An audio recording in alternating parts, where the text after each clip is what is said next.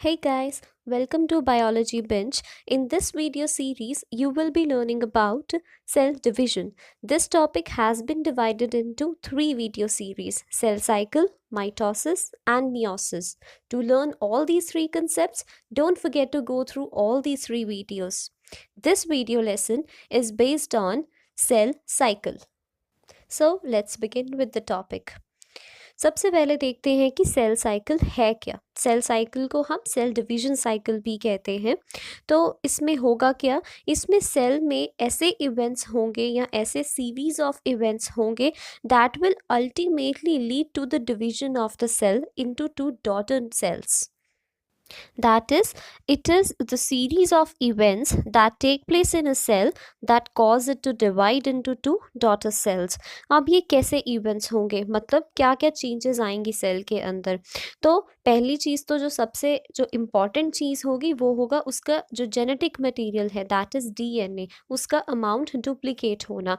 That is जो DNA होगा उसकी एक एग्जैक्ट सेम कॉपी बनेगी ताकि जो दोनों ही कॉपीज़ हैं डीएनए की वो अलग अलग डॉटर सेल में जा सके। दूसरा पॉइंट जो होगा वो ये कि जो ऑर्गेनल्स हैं सेल की उनका जो डुप्लीकेशन होगा ताकि दोनों सेल्स जो हो डॉटर सेल्स उन दोनों में बराबर ऑर्गेनल्स जा सकें। And third one will be the partitioning of its cytoplasm. Cytoplasm भी बराबर डिवाइड होगा दोनों डॉटर सेल्स में ताकि जितने भी कंपोनेंट्स हैं सेल के वो सारे कंपोनेंट्स जो पेरेंट सेल में प्रेजेंट हैं वो दोनों डॉटर सेल्स में बराबर में डिवाइड हो जाएं। अब बात करेंगे कि यूकैरियोट्स और प्रोकैरियोट्स में सेल साइकिल कैसे डिफरेंट है। जो तो यूकैरियोट्स हैं that means they are having true nucleus, जिनमें ट्रू न्यूक्लियस प्रेजेंट हैं, चाहे वो एनिमल सेल्स हैं, प्लांट सेल्स हैं, फंगल सेल्स हैं या फिर प्रोटिस्टेंस हैं। उन सब में सेल साइकिल दो मेन स्टेजेस में डिवाइड रहेगा। One will be the interphase, other one will be the mitotic phase. जो माइटोटिक फेस है उसमें फर्दर दो फेसेस होंगे, M phase and the D phase. जिसे एम फेस कहते हैं वो करियोकाइनेसिस है जिसमें न्यूक्लियस की डिवीजन होती है into two daughter nuclei. And then cytokinesis, जिसके बाद अल्टीमेटली जो सेल है वो दो डॉटर सेल्स में डिवाइड हो जाता है। तो ड्यूरिंग इंटरफेस कैसी चेंजेस आती हैं सेल के अंदर, सेल की ग्रोथ होती है और वो ऐसे न्यूट्रिएंट्स को एक्यूमुलेट कर लेता है अपने अंदर जो उसे माइटोसिस के टाइम पर रिक्वायरमेंट रहेगी। और जो बाकी सारे मेटाबॉलिक एक्टिविटीज़ हैं उन्हें एक बार हॉल्ट कर दिया जाता है क्योंकि जो सेल की एनर्जी है वो सारी सेल की डिवीजन में अप्लाई कर दी जाती है। और अपने जो डीएनए मटेरियल है उसकी रेप्लिकेशन कर दी जाएगी ताकि जो दोनों डॉटर सेल्स हैं उन दोनों में एक एक कॉपी जो है उसके डीएनए मटेरियल की वो भेज दी जाए। और जो ऑर्गेनल्स हैं वो भी डिवाइड कर लिए जाएंगे, मतलब ऑर्गेनल्स पहले बनेंगी नहीं और फिर दोनों सेल्स में बराबर में डिवाइड कर दी जाएंगी। जब माइटोटिक फेस आएगा उस टाइम पे ये जो रेप्लिकेट हुए क्रोमोसोम्स हैं, जो नई ऑर्गेनल्स बनी हैं और जो साइटोप्लाज्म है, ये दोनों डॉटर सेल्स में फिर बराबर में बांट दी जाएंगी।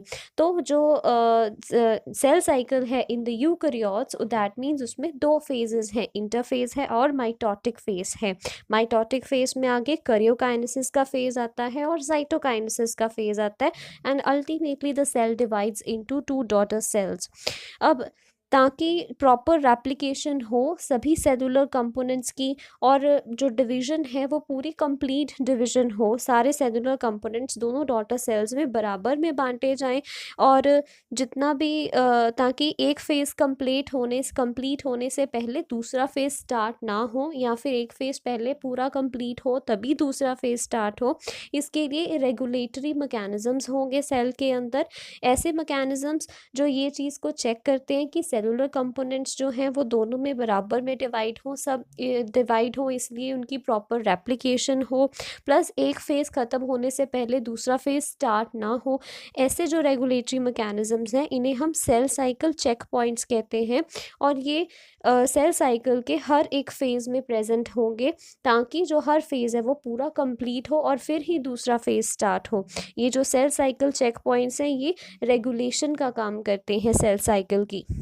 अब जो प्रोकैरियोट्स हैं जैसे कि बैक्टीरिया है, उनके पास ट्रू न्यूक्लियस नहीं है और उनका जो सेल साइकिल है वो भी यूकैरियोट्स से डिफरेंट है। प्रोकैरियोट्स का सेल साइकिल भी 3 पीरियड्स में डिवाइडेड है, one is B, C and D periods. जो बी पीरियड है ये डीएनए रेप्लिकेशन होने से पहले का पीरियड है।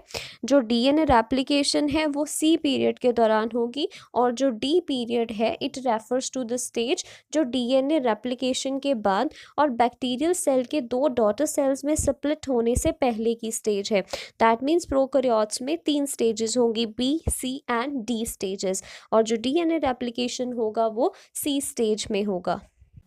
अब इस डायग्राम में हमें सेल साइकिल के फेजेस पता लग रहे हैं। सेल साइकिल के 2 फेजेस हैं, इंटरफेस है और माइटोटिक फेज है। जो इंटरफेस है वो सेल ग्रोथ एंड सिंथेसिस का फेज है और जो माइटोसिस है या जो माइटोटिक फेज है ये वो फेज है जब सेल एक्चुअल में डिवाइड होता है। इसके आगे 2 फेजेस हैं, one is the karyokinesis and the cytokinesis. Karyokinesis को एम फेज और साइटोकाइनेसिस को डी फेज भी कहते हैं। जो कैरियोकाइनेसिस है इसे हम सिंपली माइटोसिस भी कह देते हैं। माइटोसिस के आगे 4 फेजेस हैं, prophase, metaphase, anaphase and telophase. अब हम सेल साइकिल के फेजेस के बारे में डिस्कस करेंगे। तो सेल साइकिल पे 4 फेजेस आते हैं, G1 phase, S phase, G2 phase and M phase. जो ये G1, S और G2 फेज है इनको हम कलेक्टिवली इंटरफेज भी कहते हैं, जिसमें ये तीनों फेजेस आते हैं। And the last one is the M phase, जिसमें माइटोसिस और साइटोकाइनेसिस होती है। दैट इज जिसमें पहले न्यूक्लियस डिवाइड करता है 2 डॉटर न्यूक्लियाई में, फिर साइटोप्लाज्मिक डिवीजन होती है, अल्टीमेटली जो सेल है वो 2 डॉटर सेल्स में डिवाइड हो जाता है।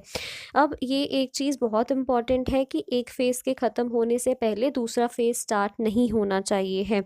कई बार जो सेल्स हैं वो G0 फेज़ में एंटर कर जाते हैं, इसे हम क्विजेंस की स्टेट कहते हैं या फिर हम इसे क्विजेंट फेज भी कहते हैं। इस टाइम पर जो सेल है वो या तो सेल के जो डिवीजन साइकिल है उससे बाहर आ जाता है या रेस्टिंग स्टेज पर चला जाता है या फिर डिफरेंशिएट कर जाता है और एक पर्टिकुलर फंक्शन परफॉर्म करना शुरू कर देता है। ये इन फेजेस का डायग्रामेटिक व्यू है जिसमें जो ये 3 स्टेजेस हैं ये इंटरफेस में है और फिर उसके बाद माइटोसिस आएगी और यहाँ पर आकर जो सेल है वो अल्टीमेटली डिवाइड कर जाएगा। This one is the G1 phase, इसे हम फर्स्ट ग्रोथ फेज कहते हैं, जहाँ पर सिंपली जो सेल है उसकी ग्रोथ होगी और अपने नॉर्मल जो मेटाबॉलिक प्रोसेसेस परफॉर्म करता है वो करेगा। फिर उसके बाद आ जाएगा S फेज, इसे हम सिंथेसिस का फेज कहते हैं। दिस इज़ द फेज जहाँ पर जो जेनेटिक मटेरियल है सेल का उसकी डुप्लीकेशन होती है, that is DNA replication is an important point of this phase. Then comes the third, that one is the G2 phase. इस फेज में ग्रोथ होगी सेल की और थोड़ी ज़्यादा, और क्योंकि इसके बाद सेल ने डिवीजन के लिए रेडी होना है तो जो भी प्रेपरेशन करनी है उसने डिवीजन के लिए वो इसी फेज में हो जाएगी और यहाँ पर आकर सेल अब रेडी होगा कि वो माइटोसिस में एंटर कर सके। माइटोसिस में आगे 4 फेजेस हैं, प्रोफेज है, मेटाफेज है, एनाफेज है एंड टीलोफेज है। Ultimately it leads to the cytokinesis जिसमें साइटोप्लाज्म की डिवीजन हो जाएगी and then the cell will divide into 2 daughter cells. अब जो हमने एक टर्म देखी थी कि G0 फेज, जिसे हम स्टेज ऑफ क्विसेंस कहते हैं या फिर क्विसेंट फेज भी कहते हैं, तो ये वो फेज है जब सेल्स एक रेस्टिंग स्टेज में चले जाते हैं, that means they stop dividing. तो जो सेल साइकिल है वो इसी फेज से स्टार्ट होता है जब एक बार सेल में कोई डिविजन नहीं हो रही है।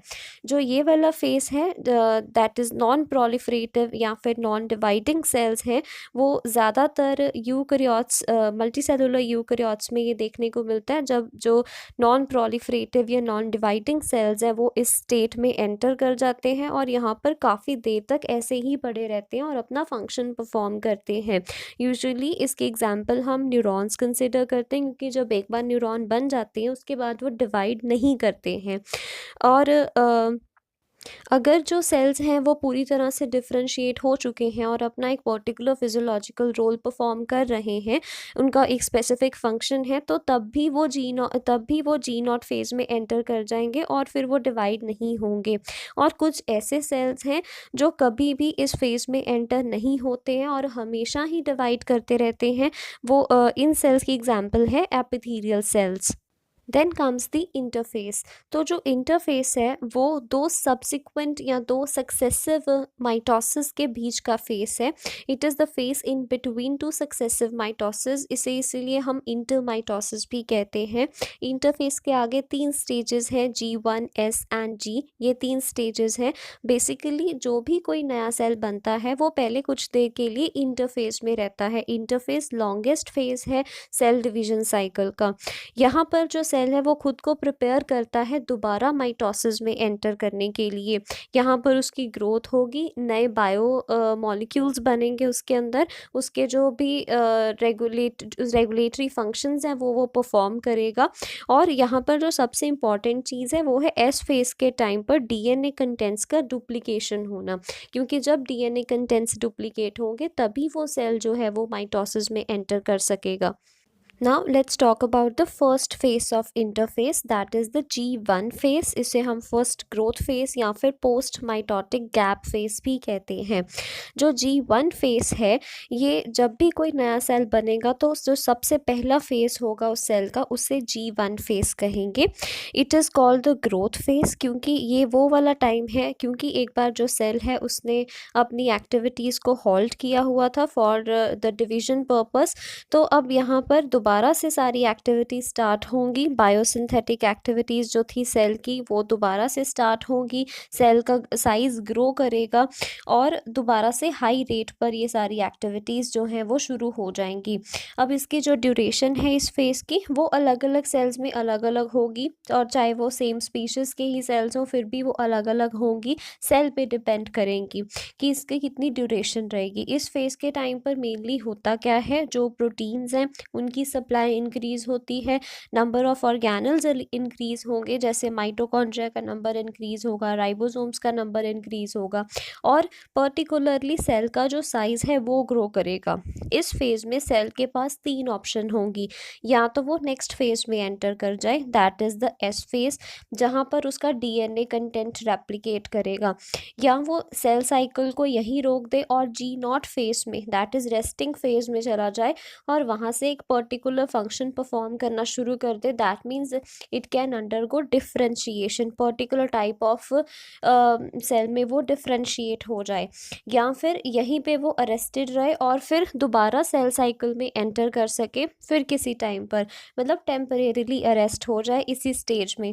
तो ये जो डिसाइडिंग पॉइंट है इसे हम चेक पॉइंट या फिर रिस्ट्रिक्शन पॉइंट कहते हैं, जहाँ पर सेल के पास ये तीन ऑप्शंस होंगी कि अब उसे नेक्स्ट किस फेज़ में एंटर करना है। सो this was about the first growth phase, जहाँ ग्रोथ हुई और नॉर्मल मेटाबॉलिक रोल्स जो सेल के थे वो उसने दोबारा से रिज्यूम किए। अब जो हम नेक्स्ट फेज करेंगे वो होगा सिंथेसिस फेज, जहाँ पर जो उसका मेन हाईलाइटिंग पॉइंट है वो है DNA replication. So the next phase is the S phase, जहाँ पर डीएनए रेप्लिकेशन होगी। तो ये वो फेज़ है अब जहाँ पर डीएनए जो है वो अपनी एक और कॉपी बनाएगा, दैट इज़ डीएनए रेप्लिकेशन होगी। सारा जो क्रोमोसोमल मटेरियल है, that is the genetic material है, यहाँ पर उसकी डुप्लीकेशन होगी और हर क्रोमोसोम के पास यहाँ अब दो सिस्टर क्रोमैटिड्स होंगे जो कि एक दूसरे की एग्जैक्ट कॉपीज़ होंगे।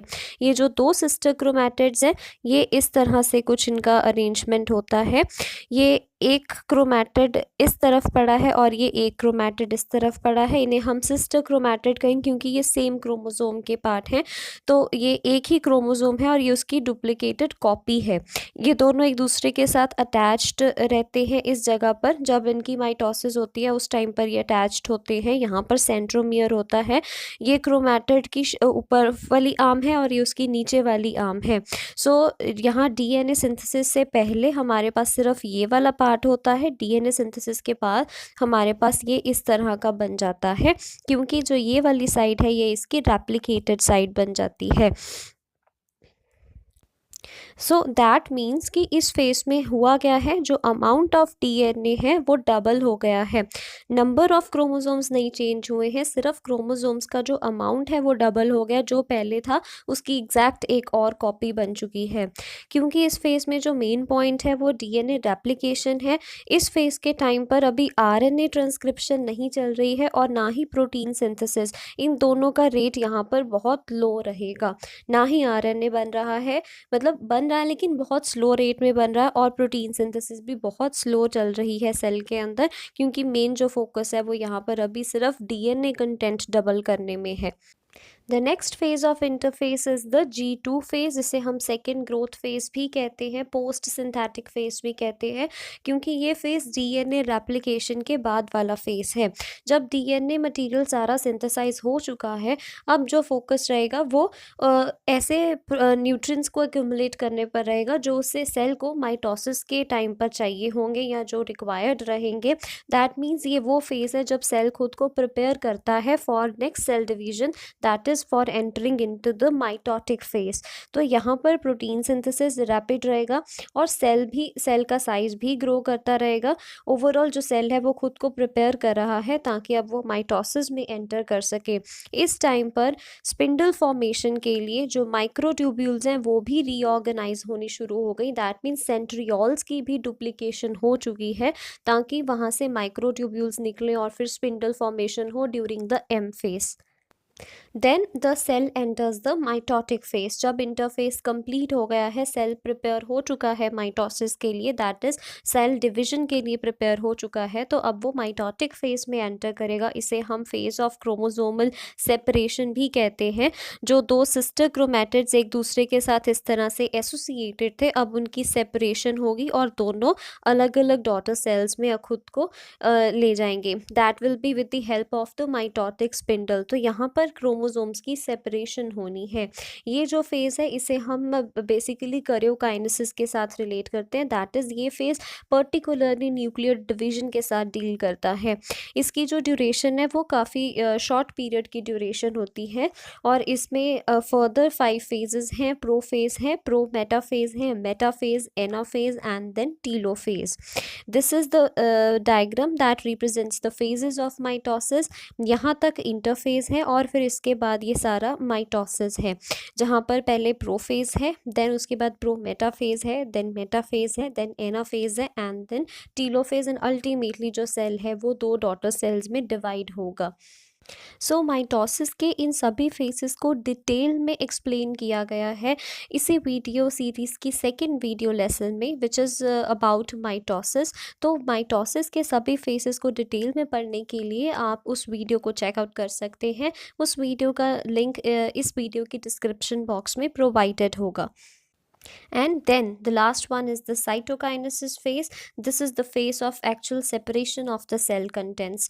जितने भी सेल के कंपोनेंट्स हैं, चाहे उसका जेनेटिक मटेरियल है, ऑर्गेनल्स है, साइटोप्लाज्म है, अब वो सारा 2 पार्ट्स में इक्वली डिवाइड किया जाएगा ताकि वो दोनों डॉटर सेल्स में इक्वली डिस्ट्रीब्यूट किया जा सके। This is in the cytokinesis phase, जहाँ पर न्यूक्लियाई, साइटोप्लाज्म, ऑर्गेनल्स और सेल मेम्ब्रेन को 2 सेल्स में इक्वली डिस्ट्रीब्यूट किया जाएगा ताकि जो सारे सेलुलर कंपोनेंट्स हैं उन्हें डॉटर सेल्स में पहुंचाया जा सके। सो माइटोसिस और साइटोकाइनेसिस दोनों मिलकर डिवीजन ऑफ मदर सेल के लिए रिस्पॉन्सिबल हैं, जिसमें मदर सेल 2 डॉटर सेल्स में डिवाइड होगा।